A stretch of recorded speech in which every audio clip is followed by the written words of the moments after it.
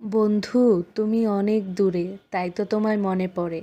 বাঁকা চাঁদের হাসিতে দাওয়াত দিলাম আশিতে, আসতে যদি না পারো ঈদ মুবারক গ্রহণ করো। আসসালামু আলাইকুম আমার প্রিয় ভিউয়ার্স, আপু ভাইয়ারা। আশা করছি আল্লাহর অশেষ রহমতে আপনারা সবাই অনেক অনেক ভালো আছেন। আলহামদুলিল্লাহ, আমরাও ভালো আছি। সবাইকে ঈদ মোবারক জানিয়ে আমার আজকের ব্লগটি শুরু করছি। আজকের ব্লগটি ছিল আমাদের আজকের সারাদিনের ঈদের কাজকর্ম, রান্নাবান্না, খাওয়া দাওয়া, এইগুলা নিয়েই আজকের ব্লগ। তো আমাদের গৃহিণীদের ঈদের দিন কিন্তু সেই কিচেনেই কেটে যায় সারাদিন রান্নাবান্না করতে করতে। আর যখন কোনো অকেশন হয় বা কোনো অনুষ্ঠান হয় তখন কিন্তু আরও বেশি করে কিচেনে থাকতে হয়, আরও অনেক রকমের রান্নাবান্না করতে হয়, আরও বেশি কাজের চাপ থাকে আর কি অন্যান্য দিনের তুলনায়। তো সকালবেলা তো বাড়ির ছেলেরা, পুরুষরা ঈদের নামাজ পড়তে চলে যায়। আমি সেই সকালবেলা ফজরের ওয়াক্তে উঠছি, তারপর থেকে কাজকর্ম সব শুরু করে দিয়েছি। আজকে কিন্তু প্রচণ্ড গরম। তো এই পবিত্র রমজান মাসটা পুরাটা গেল, কিন্তু একটা দিনও মানে বৃষ্টি নামলো না। আমি প্রতিদিন নামাজ পড়ে পড়ে দোয়া করতাম বৃষ্টির জন্য। আমি বৃষ্টিটাকে খুব মিস করতেছি। মানে এই বছর এখনও পর্যন্ত বৃষ্টি আসলো না। গত বছর রমজান মাসে কিন্তু অনেক দিন বৃষ্টি হয়েছিল। তো আজকে সকালবেলা আমাদের এদিকে আকাশটা একটু মেঘলা হয়েছিল, ভাবছিলাম যে আজকে হয়তো বৃষ্টি আসবে ঈদের দিন, কিন্তু আজকেও এই তো বিকেল হয়ে গেল, এখনও বৃষ্টি আসলো না। তো সারাটা দিন অনেক ব্যস্ততায় কেটেছে। তো এখন আবার আমার ইউটিউব পরিবারের আপু ভাইয়াদের জন্য এখন আবার ব্লগ রেডি করতে বসে পড়েছি। তো আশা করি সম্পূর্ণ ব্লগটি দেখে তারপর যাবেন। আর আমার এই পুরো ব্লগটির যদি কোথাও না কোথাও কোনো কথা বা কোনো দৃশ্য আপনাদের কাছে ভালো লাগে, তাহলে অবশ্যই আমার চ্যানেলটি সাবস্ক্রাইব করে যাবেন যারা নতুন আছেন। আর যারা অলরেডি সাবস্ক্রাইব করে ফেলেছেন তাদেরকে অনেক অনেক ধন্যবাদ। তো এই তো আমি সকালবেলা আপনাদের ভাইয়া নারকেল ফাটিয়ে দিয়েছিল, তারপর ময়দা সেমাই রান্না করে নিলাম। তারপর দুধ সেমাই জর্দা দিয়ে দুধ সেমাইও রান্না করে নিলাম। ঘিয়ের মধ্যে জর্দাগুলা, মানে জর্দা সেমাই বারমেচিলি ভেজে, তারপর চিনি, দুধ, নারিকেল, কিশমিশ এগুলা দিয়ে দিছি। আর লাচ্ছা সেমাইটা আমি দুধের মধ্যে সরাসরি দিয়ে জাল করি না, বাটির মধ্যে সেমাইটা দিয়ে তারপর দুধটা রান্না করে একদম ঢেলে দেই।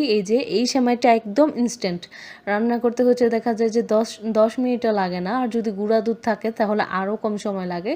শুধু প্যাকেটটা কেটে যে বাটির মধ্যে রাখবেন বা যে সার্ভিং বোলের মধ্যে রাখবেন, ওইটার মধ্যে রেখে দুধ দিয়ে, দুধের মধ্যে বলক চলে আসলে তেজপাতা, এলাচ, দারুচিনি, যে মশলা খায় আর কি, তারপর পরিমাণ মতো চিনি দিয়ে দুধটাকে পর্যাপ্ত পরিমাণে ঘন করে নিয়ে তারপর কিন্তু সেমাইয়ের মধ্যে দুধটা ঢেলে দিতেছি। তো এখানে কিন্তু আমার 1.5 কেজি দুধকে আমি জাল দিয়ে 1 কেজি করে নিয়েছিলাম। আর 1 প্যাকেট জর্দা সেমাইয়ের জন্য 1 কেজি দুধ দিলে একটু পারফেক্ট হয় আর কি, আর একটু বেশি দিতে পারলে ভালো।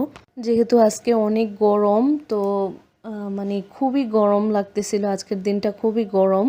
তো এই জন্য খুব অল্প অল্প করে রান্না করতেছি। তো এই তো আমি এখন সেমাই টেমাই রান্না করে খাইয়ে তারপর এখন খিচুড়ি রান্না করব। তো এই গরমের মধ্যে খিচুড়ি খুবই অল্প করে খিচুড়ি বসাইছি। তো এখানে একবেলার আন্দাজে খিচুড়ি বসাইছি আর কি, যদিও একবেলায় খেয়ে শেষ হয় নাই। তো গরমের মধ্যে আসলে 1 মাস রোজা রেখে রোজাটা ভেঙে আসলে এত খাওয়া যায় না আর কি ঈদের দিন।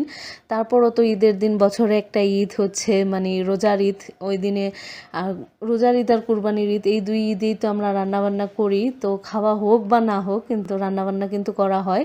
তো এই তো আমি এখানে খিচুড়ি রান্না করে নিছি, তারপর মুরগির মাংস রান্না করব, তারপর আবার গরুর মাংস রান্না করব। প্রথমে খিচুড়িটা রান্না করে নিছি, তারপর এখন গরুর গোস্ত, মানে মুরগির গোস্তটা রান্না করব, তারপর কিন্তু গরুর গোস্তটা রান্না করব। আমাদের জীবনে চলার পথে আমাদের অনেকের সাথেই পরিচয় হয়, অনেকের সাথেই বন্ধুত্ব হয়, তারপর আবার তারা আমাদের জীবন থেকে হারিয়েও যায়। তো এই ছোট এই জীবনে কত মানুষের সাথে পরিচয় হয়েছিল, কত আপন আমার বান্ধবীরা ছিল। এখন তারা তাদের, মানে একজনকেও কল দিয়ে পেলাম না, মানে কল দিয়েছি 2-1 মিনিট কথা বলেছে। তো তারা সবাই ব্যস্ত, তাদের ছেলে তাদের মেয়েদের ঈদের পোশাক আশাক পরাবে, সাজগোজ করিয়ে ঈদগাতে পাঠাবে। তো বেশি কথা বলার মতো ওদের কাছে সময় নাই। তো আমার সন্তানও নাই, আমার ঈদও নাই। তো আমাদের ঈদ হচ্ছে কবরের মধ্যে শুয়ে আছে, মাটির নিচে শুয়ে আছে আমাদের ঈদ। ঈদ বলতে কিছু নাই আমাদের জীবনে আসলে, তারপরও আলহামদুলিল্লাহ আল্লাহ ভালোই রাখছেন। তো আমাদের থেকে অনেক খারাপ আছে মানুষ, অনেক খারাপ আছে, অনেক কষ্ট আছে। আলহামদুলিল্লাহ আমরা অনেক অনেক অনেক ভালো আছি, আল্লাহর কাছে লক্ষ লক্ষ কোটি কোটি শুকরিয়া। ঈদের আনন্দ বলতে এখন আর কোনো কিছুই কাজ করে না। তো খুবই যখনই কোনো একটা অনুষ্ঠান টাইপের কোনো কিছু হয় বা কোনো ধর্মীয় অনুষ্ঠান বা সামাজিক অনুষ্ঠান, তখন আসলে মনটা আরও বেশি খারাপ হয়ে যায়। এমনিতে তো মন খারাপ থাকে কিন্তু কাউকে বুঝতে দিই না। আসলে আমাদের জীবনে আমাদের পরিবারে হচ্ছে অনেক মানুষজন থাকে, সবাইকে নিয়েই তো পরিবার। তো আমাদের মনের মাঝের যে কষ্টটা থাকে সেটা হচ্ছে নিজের মনের মধ্যে চেপে রাখাই ভালো। শুধু নিজের মনের কষ্টর জন্য, নিজের মনের আবেগের জন্য তো আর সবার আনন্দটাকে হচ্ছে মাটি করতে দেওয়া যায় না। তো পরিবারে আরও অনেক মানুষজন আছে, তাদের সবার জন্যই তো রান্নাবান্না করতে হবে, খাওয়া দাওয়া করতে হবে। আর জীবনে বাঁচতে হলে, চলতে হলে রান্নাবান্না, খাওয়া দাওয়া এগুলো তো করতেই হবে। না খেয়ে তো আর বাঁচা সম্ভব না। যাই খাই না কেন খেয়েই বাঁচতে হবে। নিজের কষ্ট, নিজের আবেগ, যন্ত্রণাগুলোকে নিজের মনের মধ্যে হচ্ছে চেপে রেখে হাসি মুখে সবার সাথে হচ্ছে দিন পার হয়ে যাচ্ছে আর কি, আলহামদুলিল্লাহ। নিজের কষ্টটা কাউকে বুঝতে দেই না। আমাদের দুজনের কষ্ট শুধু দুজনের মানে একান্ত মনের ভিতরেই থাকে, আর কারো সাথেই হচ্ছে প্রকাশ করি না। সবার সাথে খুব সুন্দরভাবে হাসি খুশিভাবে জীবন কাটিয়ে দিতেছি, আলহামদুলিল্লাহ। দোয়া করবেন এভাবেই যেন সবার সাথে মিলেমিশে জীবনটা পার হয়ে যায় এই আর কি। বান্ধবীরা, বোনরা, ভাবিরা সবাই ব্যস্ত তাদের হচ্ছে সন্তানদের সাজগোজ করানোর জন্য। তো সবাইকে ফোন দিয়েছিলাম, তো সবাই খুব বিজি। তো আলাদাও করতে হবে। তো এই তো গরুর মাংস রান্না করার জন্য আমি হচ্ছে আদা, রসুন আর জিরাটাকে হচ্ছে ভালো করে বেটে নিছি। মানে আদা, রসুন আর জিরা একসাথে বেটে নিছি ভালো করে।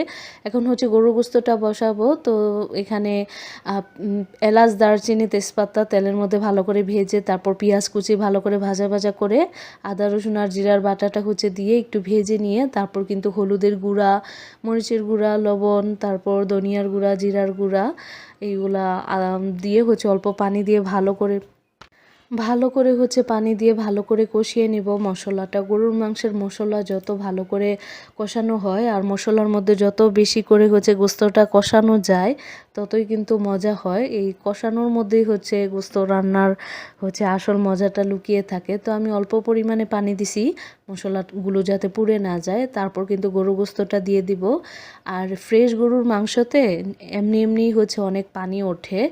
আর খুব মানে যেগুলো তাজা মাংস আর কি, ওইগুলো রান্না করলে দেখা যায় যে গোস্তর থেকেই একটা পানি ওঠে আর সেই পানিতেই কিন্তু মাংসটা সিদ্ধ হয়ে যায়। আর কিন্তু ফ্রিজে রেখে রান্না করলে পরবর্তীতে পানি ওঠে না। কিন্তু আমাদের এই গোস্তটা হচ্ছে এই যে আমি মশলার মধ্যে দিছি, তারপর হাফ অ্যান আওয়ারের মতো কষিয়ে নিয়েছিলাম। তারপর কিন্তু আমি ফুটন্ত গরম পানি দিয়ে দিছি। আর গোস্তটা কম মশলায় রান্না করলেও গরম পানিটা দিলে হচ্ছে সহজে সিদ্ধ হয়ে যায়, টেস্টটা নষ্ট হয় না। তারপর হচ্ছে আমি কয়েকটা আলু দিয়ে দিতেছি। আলু ছাড়া হচ্ছে আবার আমার হাজব্যান্ড খেতে পারে না। তো গোস্তের মধ্যে হচ্ছে আলু না দিলে ওর কাছে হচ্ছে ভালো লাগে না। আলুটা খুব পছন্দ ওর। তো এই জন্য অনেকগুলো আলু দিয়ে দিছি। তো ভালো করে আলু দিয়েও অনেকক্ষণ ধরে কষিয়ে নিয়েছি। এখন পর্যাপ্ত পরিমাণ পানি দিয়ে দিব। তো এই ছিল আমার আজকের রান্নাবান্না, আজকের ব্লগ। আশা করি আপনাদের কাছে ভালো লেগেছে। সবাই ভালো থাকবেন, সুস্থ থাকবেন। সবাইকে আবারও ঈদ মোবারক। সবার ঈদ আনন্দে কাটুক।